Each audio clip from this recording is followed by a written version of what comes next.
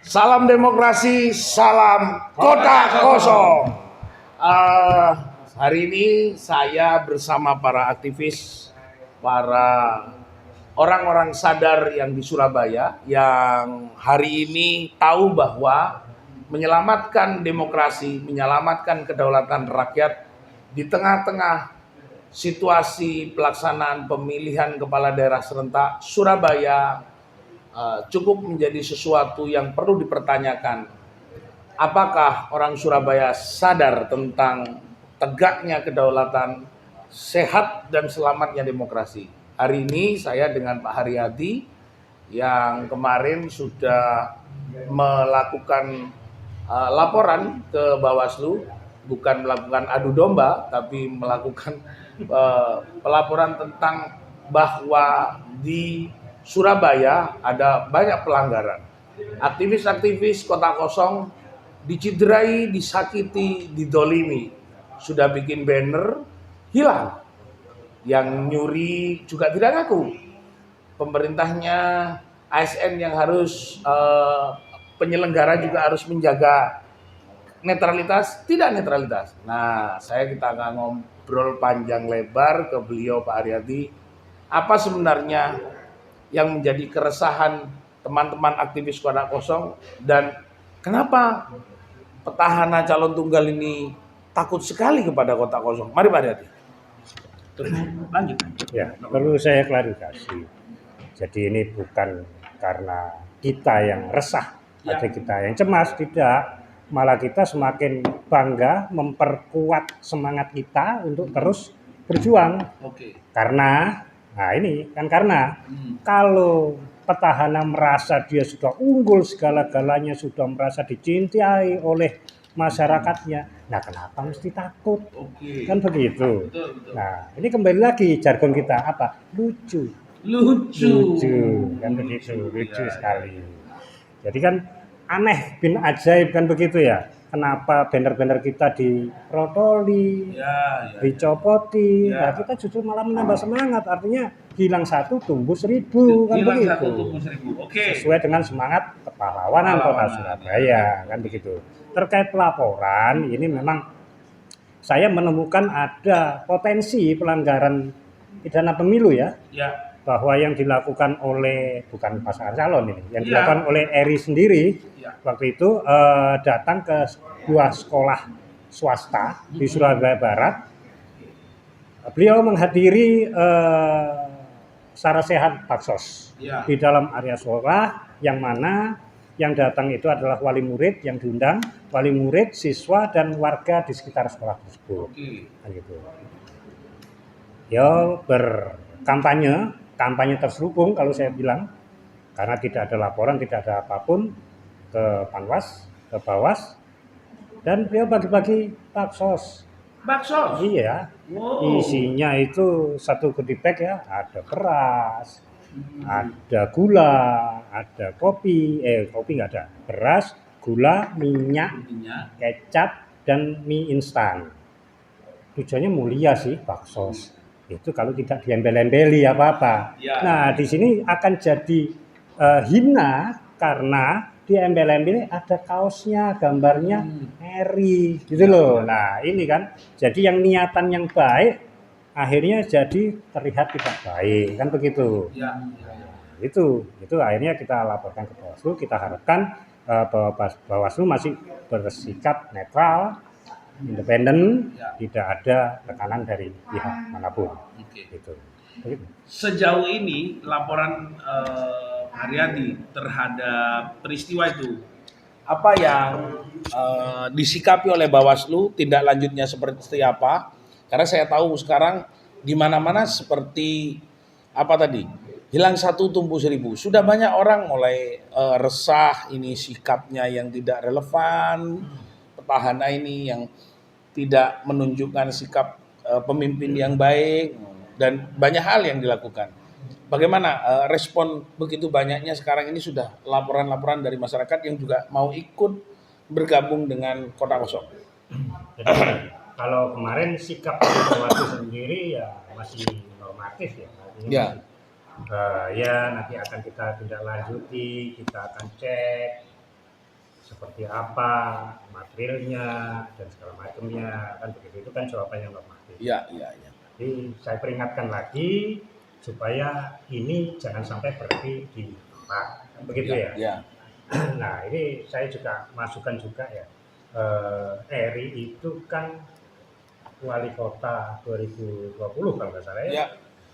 Sampai sekarang. Paling tidak dia kan seharusnya tahu aturan, tahu undang-undangnya. Kalaupun itu tidak dia yang melakukan, timnya paling tidak dia bisa menegur. Kan itu. Atau saya banyak temukan itu. Eri sendiri berkampanye di tengah masyarakat bahwa pilkada di Surabaya itu hanya diikuti oleh satu pasangan saja. Iya. Kan gitu. Sehingga nomor 2 itu dianggap tidak ada. Ya kan? Sehingga narasinya kalau nyoblos nomor 2 itu dianggap tidak sah. Nah, ini kan Ya. narasi yang menyesatkan. Iya. Begitu. Nah, potensi ini justru dia melanggar undang-undang gitu loh. Iya. Kan Undang-Undang Nomor 10 2016 sudah jelas tersebut. Ditambah lagi kemarin di Komisi A itu saya dengar komisioner KPU menyatakan bahwa kota kosong bukan bagian dari peserta pemilu. Nah, ini kan lucu gitu. Iya. Padahal di situ jelas mereka tuh tahu undang-undang atau enggak gitu. Kalau memang tahu ya oke dilaksanakan, tapi kalau enggak ya sini saya ajari kan gitu. Ajari gimana loh. Iya, iya, Kayak iya. iso maca undang-undang ini. Iya, gitu. iya, Nah, iya, itu iya. semakin melihatkan bahwa Semakin tidak- lucu ya. tidak netralan Iya, KPU iya, menurut iya. saya. Itu yang Oke. pertama. Yang kedua, di jalan-jalan protokol Urip Sumoharjo, Raya Darmo itu ada bertebaran banner-banner kampanye Eri Armuji. Nah, itu kan melanggar Perwali Dewi bahwa ada larangan di jalan-jalan protokol untuk melakukan kegiatan kampanye. Ya. Banner-banner pemasang itu mengganggu estetika Kota. gitu. Dan dia yang memberikan aturan itu dan dia Nah, juga yang nah, langgar ya. Nah, ini kan sudah contoh memberikan tidak baik kepada masyarakat gitu loh. Nah, Kembali lagi, Mas. Kalau ini sudah tidak baik, anggap saja karena dia tidak ada musuh yang berpasangan kan. Kota kosong ini memang tidak ada yang dia. Mungkin kalau semua ada musuh pasti ribut ini sudah. Nah, kota kosong menerima karena ini sebuah potret menurut saya adalah sebuah potret kebodohan si pembuat aturan sendiri. Nah, kalau yang membuat aturan melanggar, menciptakan peraturan dan tata aturan di kota ini katanya merusak estetika tapi dia melanggar, relevankah? Nah, relevankah menjadi pemimpin kembali di Surabaya? Kalau menurut saya ya sangat tidak relevan. Ya, ya, Berarti kan munafik. ya. Iya kan? Dia yang bikin aturan, dia sendiri yang melanggar kan gitu. Saya hanya kasihan sama pendahulunya, yaitu siapa? Bu Risma. Iya, iya. Bu Risma sudah sangat baik mengatur kota Surabaya sedemikian rupanya, dipercantik segala macam, malah dirusak dewe sama Ya. kadernya Bu Risma. Yang diharapkan Bu Risma bisa menggantikan sosoknya Bu Risma kan? Oke. Itu yang saya sesalkan gitu.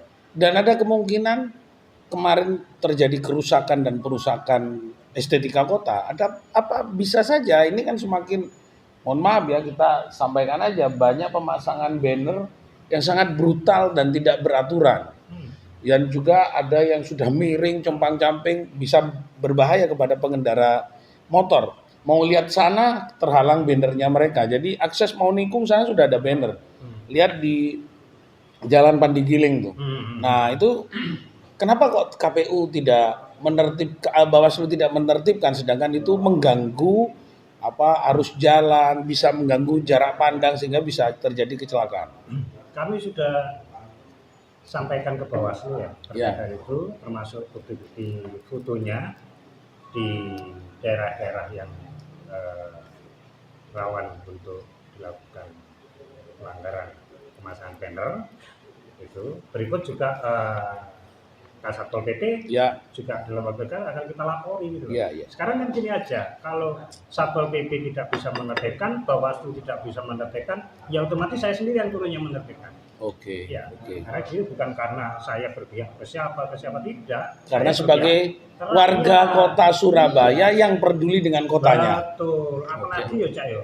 Eri kan ganteng kan. Ya. Yo, terus ono mama iki sepeda motoran. Lirik iki fotone Eri kan gede. Lirik cek ganteng lirik. Mereka kan jalan-jalan sen Nah, kiri belok itu, kanan. iya, iya, Nah, itu kan yang kita khawatirkan Iya, tuh. betul, Mana betul. ada wong ganteng lah. Oke. Pemirsa, segmen 1 kita sudah jelas apa yang sebenarnya yang dilakukan oleh calon tunggal ini. Akhirnya Kota Kosong merasa peduli bukan karena memang tidak bisa menciptakan musuh di dalam proses pesta demokrasi ini, tapi karena Surabaya, KPU, pemerintah gagal memberikan sebuah potret demokrasi dalam kontestasi politik ini, tidak membuat calon berpasangan. Ini adalah calon tunggal. Segmen 1 kita selesaikan dulu, nanti kita akan lebih dalam lagi bersama Pak Aryadi dan kawan-kawan Kota Kosong. Salam Kota Kosong, salam demokrasi, salam Kota Kosong.